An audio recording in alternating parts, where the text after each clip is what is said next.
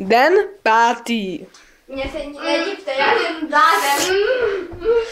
Bůh v minulých dílech stvořil už hudbu, idioty, blázny, božské čepice, světlo a dnes stvořil kopnutí do rozkroku. Dnes ale udělá i významnější stvoření. Rozhodl se totiž, že byla nuda, a tak se rozhodl stvořit srandu. A víš, jak začne se srandou? Co? A víš, jak začne se srandou? Neříš. A víš, jak začnu se srandou? Nein! Heil Hitler! Nein!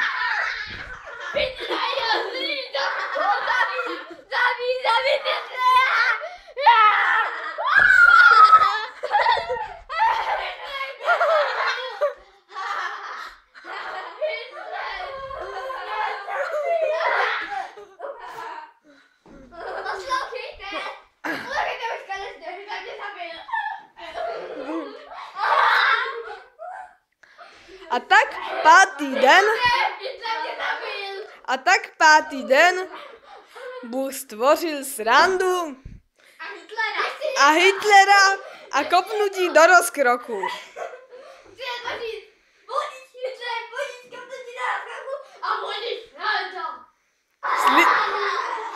Slyšeli jste slovo Boží?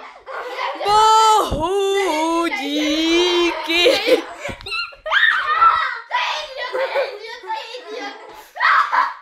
Pro dnešek by to s tou srandou mohlo stačit. Idiot.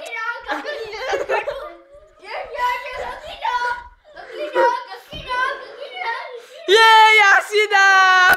Ne, nedám. Fuj. A tak vypadala sranda a Bůh viděl, že je to dobré.